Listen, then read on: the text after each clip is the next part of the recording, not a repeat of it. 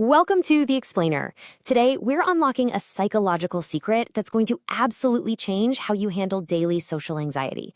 Look, if you've ever felt that burning heat of embarrassment in public, or if you're constantly sweating over how people perceive your every move, you are exactly in the right place. We're going to dig into the fascinating science of why we constantly feel watched, and far more importantly, how understanding this exact phenomenon is your ticket to finally setting yourself free. Let's get right into it. I want you to picture this visceral scene for a second. You're walking into a crowded room and, you're 5 minutes late. The door creaks loudly as you push it open, and every single head seems to snap around and lock right onto you. You're sweating, the wind completely messed up your hair, and worse, there is a massive, obvious coffee stain right on your sleeve. In that exact moment, your brain starts screaming. Everyone saw it. Every eye is on you, and they are absolutely judging you. At least that's what it feels like, right?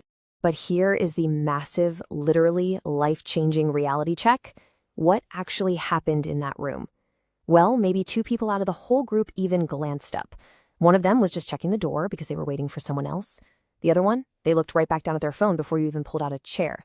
The truth is, nobody noticed the coffee stain, nobody saw the sweat, and absolutely nobody cared. Even the folks who did vaguely register your entrance totally forgot about it by the time you sat down. So let's dive into this. Psychologists actually have a name for this exact experience, the spotlight effect. It's this psychological phenomenon where you firmly believe you're being noticed, scrutinized, and judged way, way more than you actually are. It's the illusion that a literal stage spotlight is shining right down on you at all times. And the absolute beauty of this concept is that once you truly wrap your head around it, you can stop living your life like the whole world is your personal audience. To prove just how incredibly inaccurate our self-consciousness really is, we got to rewind back to the year 2000. Psychologist Thomas Gilovich ran this brilliant, completely eye-opening study at Cornell University that changed everything about how we understand social anxiety. He wanted to test exactly how much people actually notice about us when we feel the most exposed. So Gilovich set up a deeply relatable and frankly highly anxiety-inducing experiment. He took a group of college students and told each of them to put on a t-shirt featuring a giant photograph of Barry Manilow. Now, context is key here. At the time, for a college kid, wearing a Barry Manilow shirt was the social equivalent of wearing a giant neon sign blinking, "Please judge me." It was engineered to be embarrassing. The students had to walk into a room full of peers, sit down for a minute, and then leave. Outside, the researchers asked them one simple question. How many people in that room do you think noticed your shirt? Now check out this massive gap between expectation and reality. On average, these highly embarrassed students assumed that about 50% of the room, literally half the people in there, were staring right at Barry Manilow's face. But when Gilovich actually interviewed the observers in the room, fewer than 25% even noticed the shirt. Some didn't even remember anyone walking in. These students thought they were twice as visible as they actually were. And get this, it wasn't just about embarrassment. Gilovich ran it again with cool shirts, Bob Marley, MLK Jr., and the result was exactly the same. Good or bad, we always overestimate our visibility. Which begs a really important question. So why does your brain do this to you? Why are we wired to cause ourselves so much unnecessary, agonizing social anxiety? First off, I want to completely validate your feelings here. This is not a personal failing. You aren't just uniquely insecure. There are deep psychological and evolutionary mechanisms at play that basically force your brain to sound the alarm bells. The core psychological culprit here is a cognitive bias called anchoring. Here's how it works.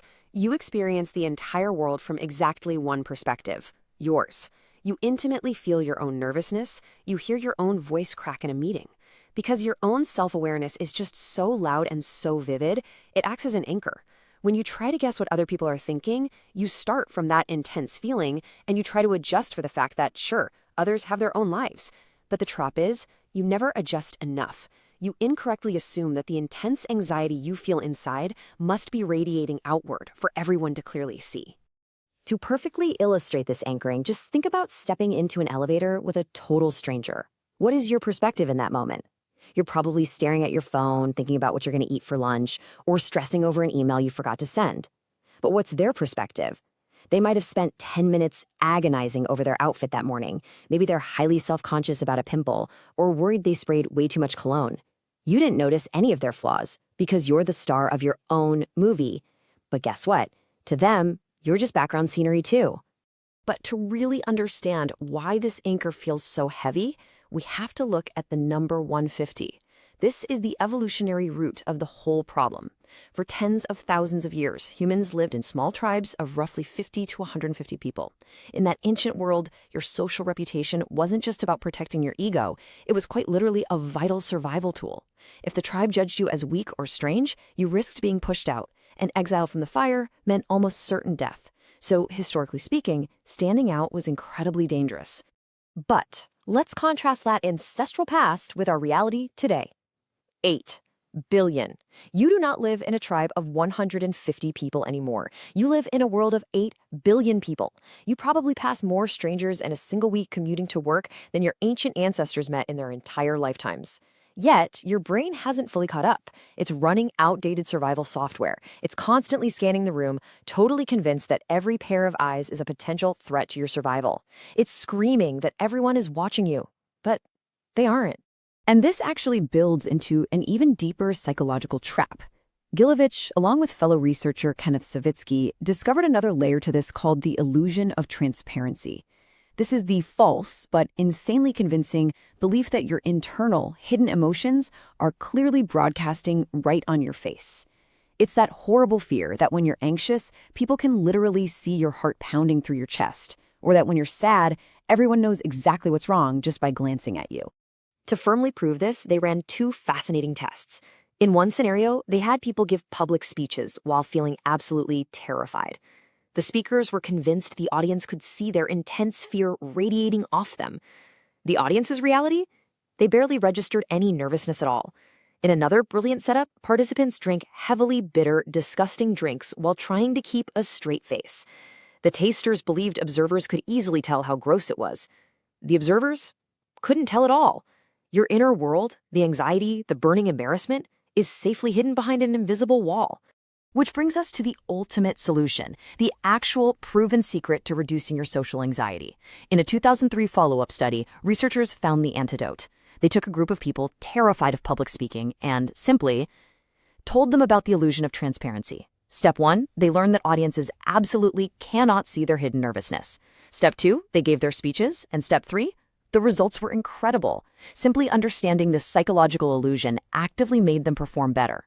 They spoke with higher confidence, felt significantly less anxiety, and the audience rated them as much more composed. Literally, just knowing the secret diminishes the anxiety. Now, I can practically hear you yelling at the screen with the obvious counterpoint. But wait, doesn't social media change everything? After all, we live in an era where platforms are explicitly designed by engineers to make you feel watched. You have follower counts, view metrics, the terrifying knowledge that anything you post can be screenshotted forever. Surely the spotlight effect is real on the internet, right? Well, while the internet definitely amplifies our anxiety, the core research totally holds up. Think about your view.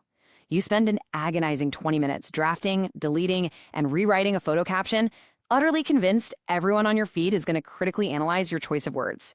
Their view? They see the post, maybe double tap, and scroll right past it in under 2 seconds.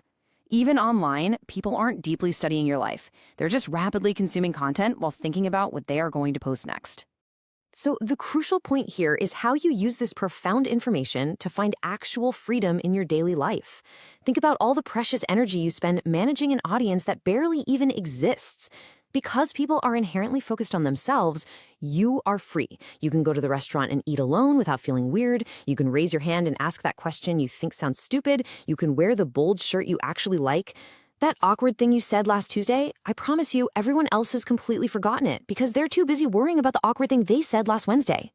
Which brings us to the absolute most important takeaway of this explainer. The spotlight isn't real. It never was. And that isn't just some comforting lie we tell ourselves to feel better. It is backed by decades of rigorous psychological data. You are being watched far, far less than you think. And if the spotlight isn't real, then there is no stage. And if there's no stage, there's no audience. So the next time you feel that wave of daily social anxiety creeping up, ask yourself, will you finally stop performing for an audience that isn't even watching? Thank you so much for exploring this with me today, and I really hope you take this newfound freedom out into your everyday life.